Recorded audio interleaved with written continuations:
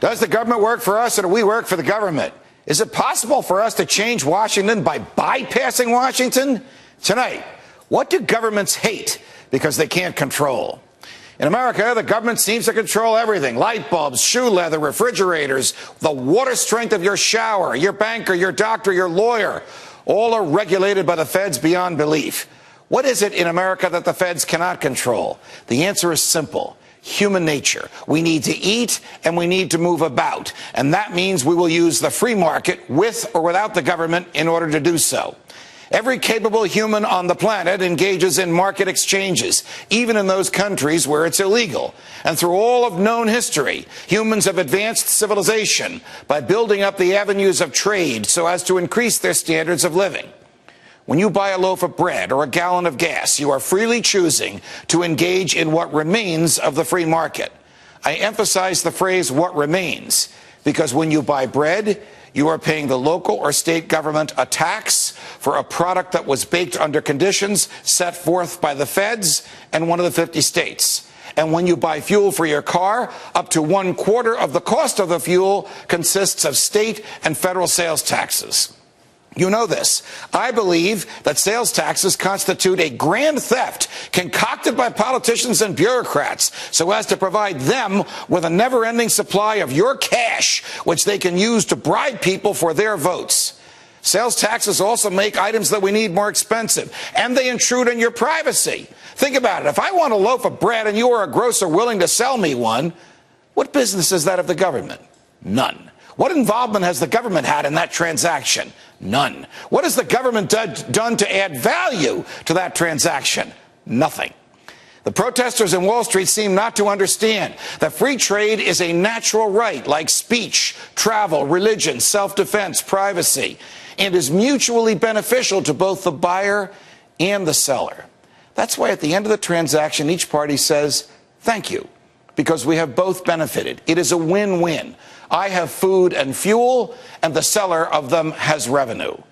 So how is it today that this natural and daily activity has become much maligned and exploited and even hated by the governing classes of the world? As the global economies have collapsed and collided in the past decade, nothing has been certain except for uncertainty. The world's central banks, drunk on power, loaded their people up with debt and then slowly guided their economies into destruction.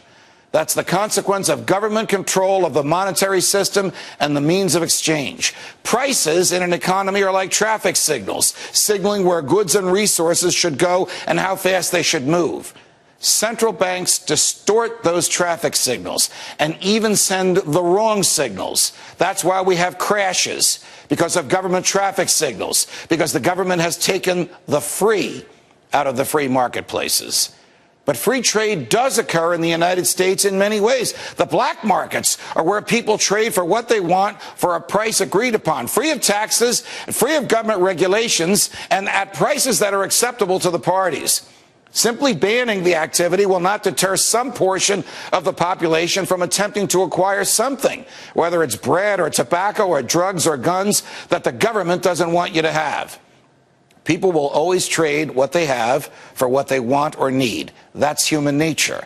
That's a natural human right. That cannot be stopped by the government. But of course, governments have tried to stop the exercise of this right. During World War II, for example, FDR and his cronies rationed sugar and leather and tea and tobacco and guns and coffee and fuel and many other items our parents and grandparents and great-grandparents needed for everyday use.